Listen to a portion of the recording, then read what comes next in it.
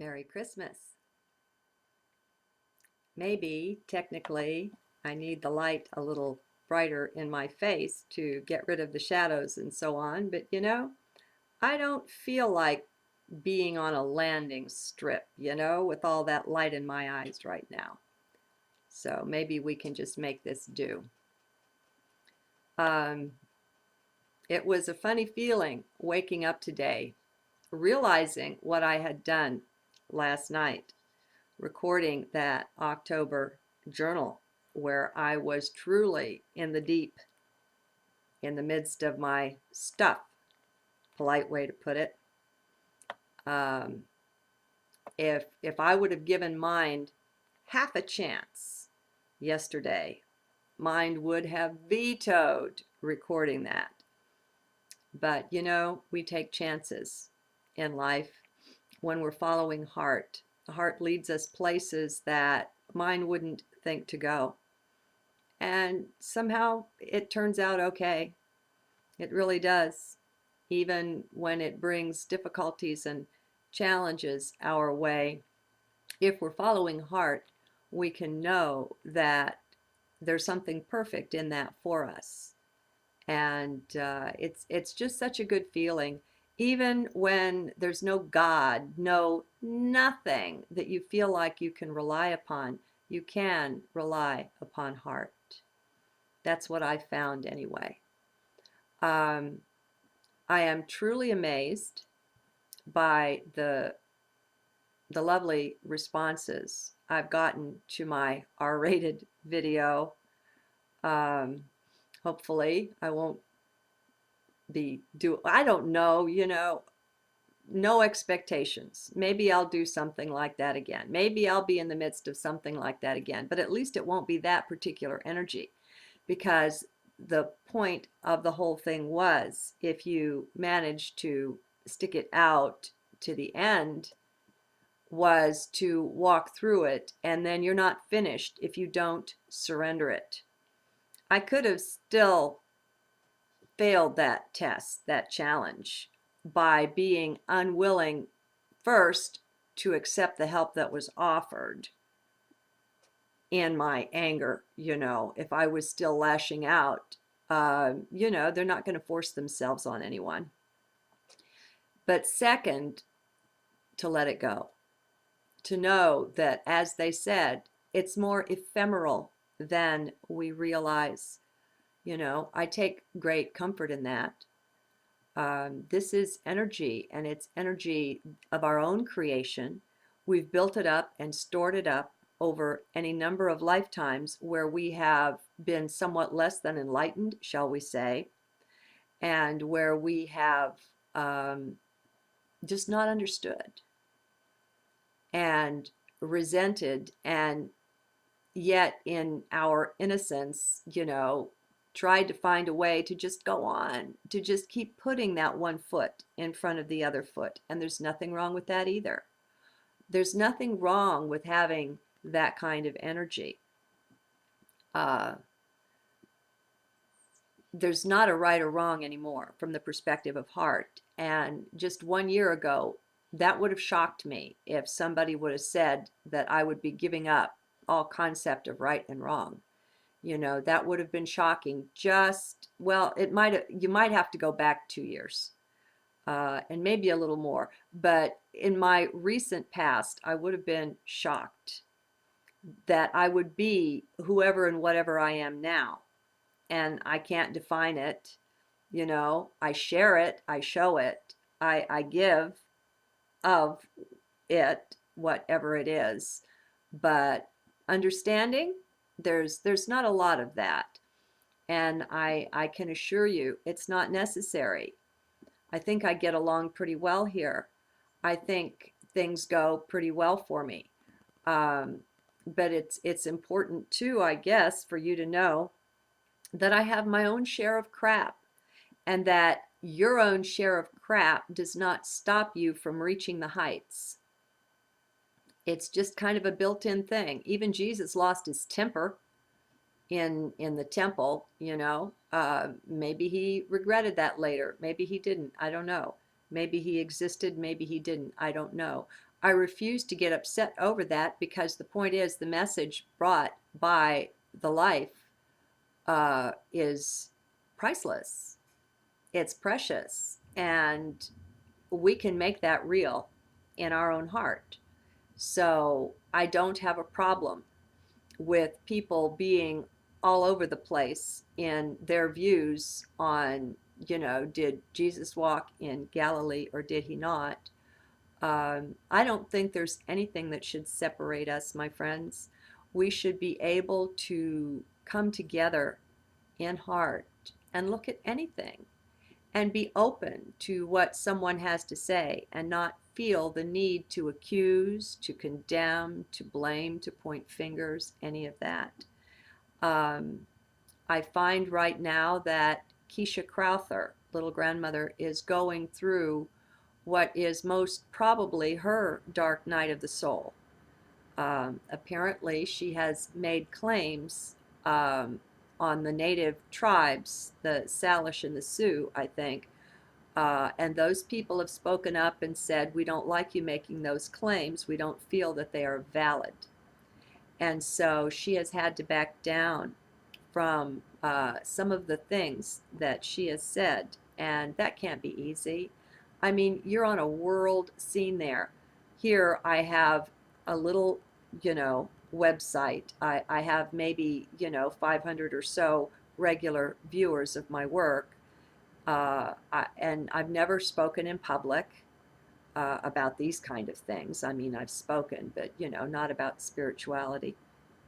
And so I think we need to send her a Christmas wish of love from the heart this day. You don't have to write her anything, although that would probably be appreciated. I still feel supportive of Keisha. We all make mistakes. All of us, there's not one of us that is lily white, that's walking the earth. It's just not so. And if there is, okay, I'm wrong. There's nothing new in that either. But anyway, I still support Keisha. I still feel Keisha has a mission.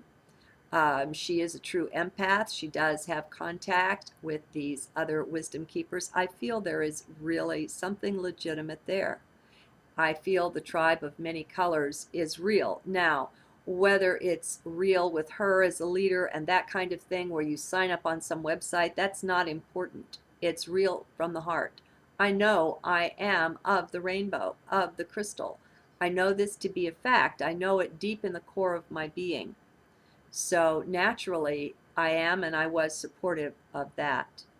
So I want you to all find your way with this, but to realize that some things have come out where she no longer says that she is the shaman for the Salish and the Sioux native peoples. And so there has been some misspeaking. I think that we can all find forgiveness and love in our heart for a fellow human doing her very best to offer her service and having made a misstep. I hope we're bigger than some are who are condemning and just being very heavy handed with it. She's come out honorably and said that she misspoke, and that's almost enough for me. I mean, she also, of course, must satisfy the tribes as far as the use of sacred ceremony that they consider their own and they have a right to protect. Um, Now, there's also something about the white buffalo, and there are those that have had visions and believe that Keisha is indeed the white buffalo. Anything is possible, folks. Let's stay open. This is a beautiful and a bright soul, and I still support her mission, whatever that is, though it's changing. And I hope that she does walk through her own valley of the shadow of death and come out on the other side in the bright light. We have to wade through our crap, whatever it is, and it comes in all shapes, sizes, flavors, and versions. And so I would just suggest no one's better than anyone else. No one. And I don't believe Keisha was putting herself up to be better than anyone else. And I don't believe anyone is so perfect. It's like Jesus said when they were ready to stone the adulteress, let he who is without sin among you cast the first stone. We can't do that. We just can't. So I want to thank you for your gracious reception of my garbage that I shared with you. It still stuns me. I'm still just a little off balance at having posted that, but you know how it is. I have always said um, no one's better than anyone else, and I have clay feet, and I want that known.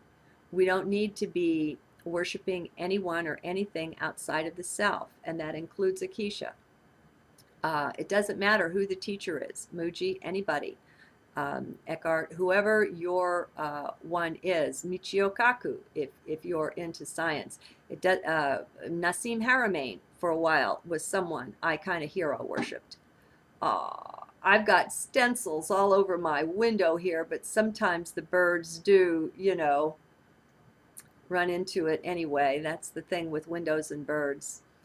Science needs to come up with a way for the windows on our homes and the windshields on our cars that the insects and birds can see it and that we can still see through clearly so that there is less death among our friends in nature. Excuse me for interrupting myself there. I've forgotten where I was. Oh, yeah, teachers, external teachers.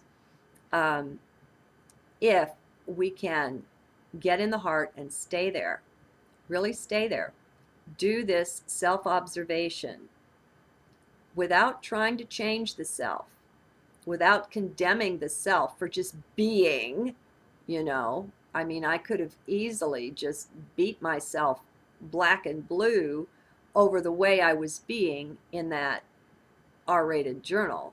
But you notice there was none of that. We have to forgive the self and allow the self to be in all of its many flavors, versions, and varieties. We're multidimensional, we've got great depth and so on that mostly we don't allow to exist because we're letting mind rule things. And, can't rock the boat. No, no, no. Mind has concepts about who and what we are. Well, to what extent can you let that go? To what extent can you just allow the fullness of yourself to be and to have a say in your life? To what extent are you content not to know? By dropping all of our knowing, oh my God, that's to enter, that's to have the keys to the kingdom. That's to go through the magic doorway. I just created a new playlist. I found something where Patricia Corey was one of 5 or so people being interviewed, and it's a 3-parter, so I created a playlist in my on my YouTube site, These Eyes God.